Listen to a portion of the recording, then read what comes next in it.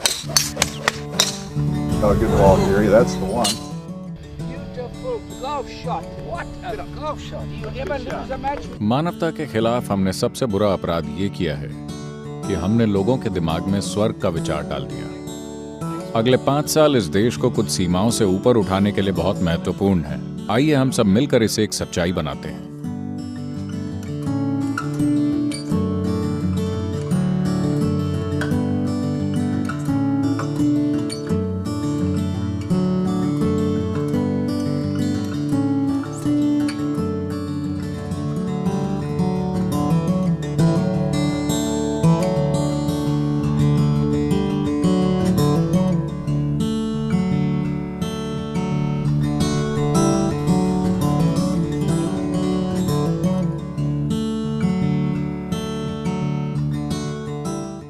मतलब मैं 83 का हूँ। मुझे महसूस नहीं होता कि मैं बूढ़ा हूँ। मेरा मतलब मेरे पास बहुत ऊर्जा है, मेहनत करना, जिम जाना, खूब घूमना। मरना ठीक है, मगर बूढ़ा होना जरूरी नहीं है।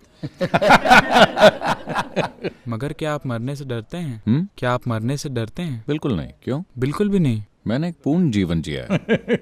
मैं हर दिन को ऐसे जीता हूँ मानो यही आखिरी दिन है, तो मुझे कोई परेशानी नहीं। क्या आप अच्छी नींद सोते हैं? ओह हाँ। देखिए 25 साल तक मैंने सिर्फ 2.5 से 3 घंटे नींद से काम चलाया है। हे भगवान। रात में? हाँ।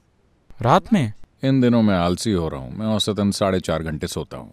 4.5 hours. वाह। आप जानते हैं मेरी पत्नी और मैं 9 घंटे सोते हैं। इसका मतलब है कि आप आधे जीवन सोते रहेंगे।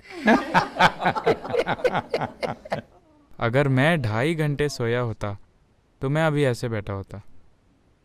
नहीं है, शरीर को नींद की नहीं, उसे आराम की जरूरत होती है। अगर आप जानते हैं कि खुद को आराम में कैसे रखना है तो नींद की मात्रा कम हो जाएगी। ये एक अच्छा पॉइंट है। जब हम कोई काम करते हैं तो उसमें सफल होना चाहते हैं, कोई संदेह नहीं।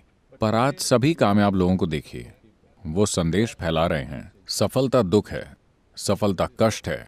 अगर आप ये संदेश फैलाएंगे तो अगली पीढ़ी सफलता नहीं चाहेगी। शायद उनके मन में ये शब्द ना हो, मगर वो सफलता नहीं चाहेंगे क्योंकि वो आपकी सफलता देख रहे हैं और वो आपकी तरह नहीं होना चाहते। उन्हें लगता है कि वो गांजा पीकर बेहतर है, और वो हैं। ये सच है।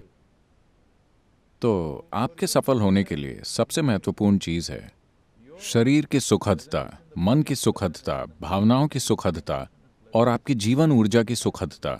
हम अपने जीवन को बहुत हास्यास्पद रूप से जटिल बना लेते हैं। यही दुनिया की रीत है। बहुत ज्यादा जैसा कुछ नहीं होता। Human being is geared to do a lot. इंसान बहुत कुछ कर सकता है। ज्यादातर इंसानों की समस्या ये है कि उनका मन ही उनके खिलाफ है। जब आपकी समझदारी आपके खिलाफ हो जाए तो आप खत्म। देखिए, आप इसे तनाव कह सकते हैं, चिंता कह सकते हैं, आप इसे दुख, पागलपन, जो चाहे कह सकते हैं। मुख्य रूप से यह आपकी समझदारी का आपके खिलाफ होना है ना? I love that. क्या कोई और वजह है?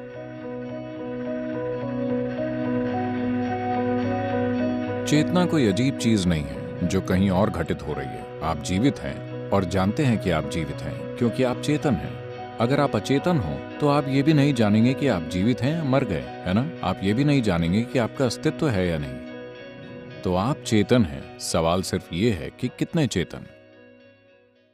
So right now, तो चलिए अभी हम चेतनता को रोशनी के रूप में देखते हैं। मान लेते हैं इस हॉल में सिर्फ एक लाइट है और उसकी रोशनी कम करते हैं तो वो सिर्फ ये 2 लोग दिखाएगी, बाकी मुझे नहीं दिख रहे। मैं क्या सोचूंगा? मैं सोचूंगा कि इस हॉल में सिर्फ ये 2 लोग हैं। आपने रोशनी बढ़ा दी, अचानक मुझे 4 लोग दिखते हैं। अरे, अचानक हॉल में 4 लोग हो गए। आप उसे और बढ़ा दें, अरे यहाँ 10 लोग हैं। उसकी रोशनी पूरी बढ़ा दी। अब मैं हर चीज और व्यक्ति को पूरा देख पाऊंगा। चेतनता बस यही है। हर कोई चेतन है। सवाल बस ये है कि कितने चेतन। हर कोई जगा हुआ है, मगर सवाल सिर्फ ये है कि आप अभी कितने जगे हुए हैं। इसीलिए ये शब्द है। भारत में हम हमेशा से जागृति शब्द इस्तेमाल करते हैं। क्या मैं जगा हुआ नहीं हूं? मैं जगा हुआ हूं, मगर आप इससे अधिक जागृत हो सकते हैं जितने आप अभी हैं। आगे आप और अधिक जागृत हो सकते हैं। किसी बिंदु पर अगर आप पूरे जागृत हो जाते हैं तो सारी सृष्टि आपके बोध में आ जाती है। मानवता के खिलाफ हमने सबसे बुरा अपराध ये किया है कि हमने लोगों के दिमाग में स्वर्ग का विचार डाल दिया।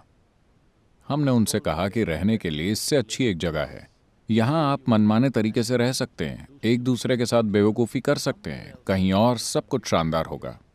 इस एक विचार ने हमें अपने आसपास की हर चीज़ के प्रति बहुत बुरा और असंवेदनशील बना दिया है। ये विचार कि अगर आप यहाँ अच्छा खाना नहीं खा पा रहे हैं, कोई बात नहीं, वहाँ वो शानदार होगा। आज आपको शराब नहीं मिली, कोई बात नहीं, वहाँ वाइन की नदियाँ बहती हैं। जो भी छोटे छोटे सुख आप चाहते हैं, चिंता मत कीजिए, वहाँ दर्जनों कन्याएं आपका इंतजार कर रही हैं। जो भी बकवास मैं कह रहा हूँ, बस ये विचार कि यही जगह है जहाँ सबसे ऊंचे स्तर पर जीने के लिए आपको सब बेहतरीन करना होगा। रहने के लिए इससे ऊंची कोई जगह नहीं है। ये सबके अंदर समा जाना चाहिए। अगर हम बहुत अच्छे तरीके से जीना चाहते हैं तो यही वो जगह है ना? मैं आपसे पूछता हूँ, क्या आपके पास कोई सबूत है कि आप पहले से स्वर्ग में नहीं हैं और उसे खराब नहीं कर रहे?